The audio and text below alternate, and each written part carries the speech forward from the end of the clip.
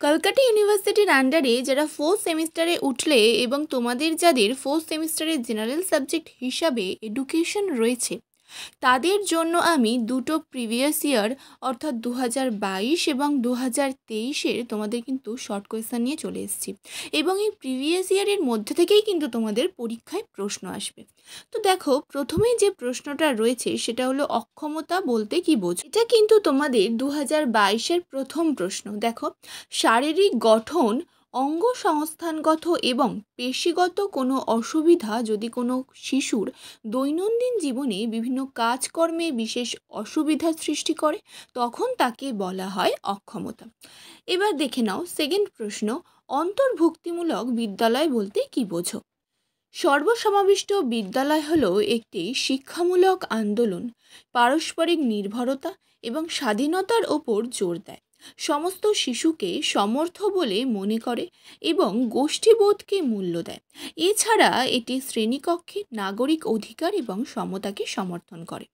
Third দেখো, autism কাকে বলে। অটিজম এই শব্দটি বলতে অনেকেই মানসিক রোগ বুঝলেও এটি মূলত এক ধরনের স্নায়বিক বিকাশজনিত সমস্যা। অটিজম আক্রান্তদের অন্যের সঙ্গে যোগাযোগ ও সামাজিক সম্পর্ক তৈরি করার ক্ষেত্রে সীমাবদ্ধতা থাকে। ঠিক আছে, এবার দেখো তোমাদের 4 নম্বর প্রশ্ন, সেরিব্রাল পালসির দুটি সমস্যা উল্লেখ করো। প্রথম সমস্যা দেখো, দেহের বিভিন্ন শারীরবৃত্তীয় বিকাশ যেমন হামাগুড়ি দেওয়া, হাঁটা, কথা বলা প্রভৃতি অন্যান্য শিশুদের তুলনায় দেরিতে হয়। 2 নম্বর, অস্বাভাবিকভাবে পেশি চালনা করে, হাঁটার সময় পড়ে না কিন্তু স্থির থাকার সময় একটা পেশি হবে, পেশিগুলি নিজের থেকে নিয়ন্ত্রণহীনভাবে নড়তে থাকে। এবার দেখো 5 নম্বর প্রশ্ন কি রয়েছে, সেক্স ও লিঙ্গের দুটি পার্থক্য লেখো। 1 নম্বর পার্থক্য দেখো, লিঙ্গ স্ত্রী পুরুষ জননতন্ত্রের দ্বারা পরিচিত হয় কিন্তু সেক্স সমাজে আলোকিত আচার ব্যবহার দ্বারা নির্ধারিত হয়। 2 নম্বর, লিঙ্গ জৈবিক বংশগতি থেকে প্রাপ্ত হয় কিন্তু সেক্স সামাজিক পরিচয় দ্বারা নির্ধারিত হয়। 6 নম্বর আর লাস্ট প্রশ্ন, অন্তর্ভুক্তিমূলক বিদ্যালয় গঠনে দুটি পরিকাঠামোগত পরিবর্তন লেখো। 1 নম্বর পরিবর্তন, ক্লাসে উপস্থিত সাধারণ ছাত্রছাত্রীদের সঙ্গে কী ধরনের বিশেষ চাহিদা সম্পন্ন ছেলে মেয়ের সমাবেশ ঘটে তার ওপর নির্ভর করে সংগঠনের পরিবর্তন করা বাঞ্ছনীয়। 2 নম্বর, পাঠ্য পরিকল্পনার একটি অংশ নির্দিষ্ট থাকবে যে সমস্ত শিক্ষার্থীর বিশেষ চাহিদা আছে তাদের চাহিদা পূরণের উদ্দেশ্যে। আচ্ছা, এই ছিল তোমাদের 2022-এর 6টা শর্ট কোয়েশ্চেন বা 2 নম্বরের প্রশ্ন। এই প্রশ্নগুলোর মধ্যে থেকে কিন্তু তোমাদের 2023-এও এসছে এবং তোমরা যারা 2022-এ পরীক্ষার্থী রয়েছে তাদেরও কিন্তু আসবে এবং এরপরে আমি 2023টা আলোচনা করব। তার আগে আমি তোমাদের বলে দিই, তোমরা যারা এডুকেশন জেনারেল, সোশিওলজি জেনারেল, এছাড়াও হিস্ট্রি অনার্স জেনারেল পড়তে চাও, পলিটিক্যাল সায়েন্স জেনারেল পড়তে চাও, তারা অবশ্যই কিন্তু স্ক্রিনে দেওয়া নাম্বারে যোগাযোগ করতে পারো। এছাড়াও কারো যদি মনে হয় তাদের শুধুমাত্র স্টাডি মেটেরিয়ালস বা নোটসের প্রয়োজন তাহলে তারাও কিন্তু অবশ্যই তোমরা যোগাযোগ করতে পারো। ঠিক আছে, এবার চলে আসছি 2023-এর শর্ট প্রশ্নে।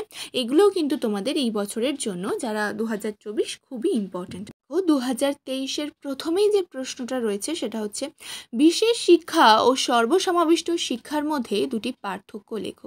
উত্তর, বিশেষ শিক্ষা সকল প্রকার ব্যতিক্রমী যেমন বুদ্ধিদীপ্ত, মেধাবী, প্রতিবন্ধী শিশুদের জন্য।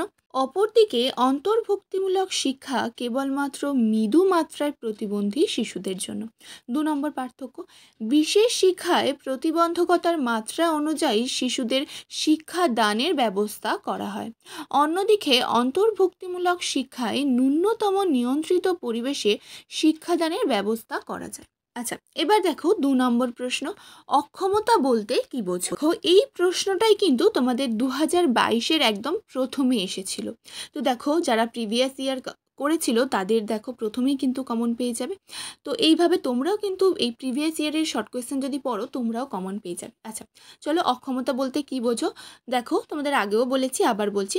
দেখো, শারীরিক গঠন, অঙ্গ সংস্থানগত এবং পেশিগত কোনো অসুবিধা যদি কোনো শিশুর দৈনন্দিন জীবনে বিভিন্ন কাজকর্মে বিশেষ অসুবিধার সৃষ্টি করে তখন তাকে বলা হয় অক্ষমতা। পরের প্রশ্ন দেখো, অটিজম কাকে বলে। এটাও কিন্তু তোমাদের 2022-এ এসেছিল 3 নম্বর প্রশ্ন। প্রশ্নে, এবং দেখো 2023-এও কিন্তু 3 নম্বর প্রশ্নে এসেছে। দেখো অটিজম এই শব্দটি বলতে অনেকেই মানসিক রোগ বুঝলেও এটি মূলত এক ধরনের স্নায়বিক বিকাশজনিত সমস্যা। অটিজম আক্রান্তদের অন্যের সঙ্গে যোগাযোগ ও সামাজিক সম্পর্ক তৈরি করার ক্ষেত্রে সীমাবদ্ধতা থাকে। এই দুটো প্রশ্ন কিন্তু তোমরা প্রিভিয়াস ইয়ার থেকে কমন পেয়ে গেলে, তোমরাও এরকম কমন পেতে পারো।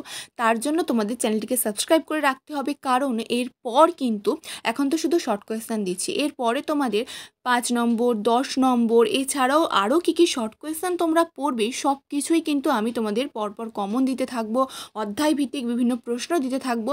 সেই সমস্ত কিছু পাওয়ার জন্য কিন্তু তোমাদের অবশ্যই চ্যানেলটিকে সাবস্ক্রাইব করে রাখতে হবে। তো তোমরা যারা যারা সাবস্ক্রাইব করোনি তারা কিন্তু অবশ্যই চ্যানেলটিকে সাবস্ক্রাইব করে দাও। এবার চলো দেখে নিই নেক্সট প্রশ্ন কি রয়েছে। দেখো 4 নম্বর রয়েছে সামাজিক অন্তর্ভুক্তিতে শিক্ষার ভূমিকা লেখো।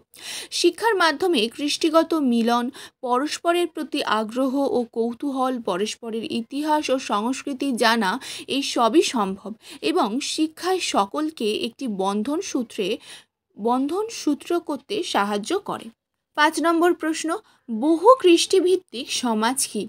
যে সমাজে পাশাপাশি নানা কৃষ্টির জনগোষ্ঠী একত্রে বসবাস করে এবং সমাজের বিভিন্ন সম্প্রদায়ের ভাষা, সংস্কৃতি ও রীতিনীতির প্রতি সকলের শ্রদ্ধার মনোভাব প্রকাশ করে, তাকে বহু কৃষ্টিভিত্তিক সমাজ বলা হয়। 2023-এর লাস্ট প্রশ্ন দেখো 6 নম্বর, অন্তর্ভুক্তি সমাজ তৈরিতে দুটি গণমাধ্যমের নাম লেখো।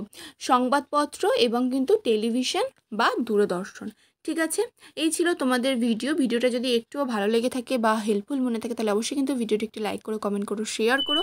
আর এই ধরনের বিভিন্ন ভিডিও, নোটস, সাজেশন, ইনফরমেশন সবার আগে পাওয়ার জন্য অবশ্যই চ্যানেলটিকে সাবস্ক্রাইব করে রাখো।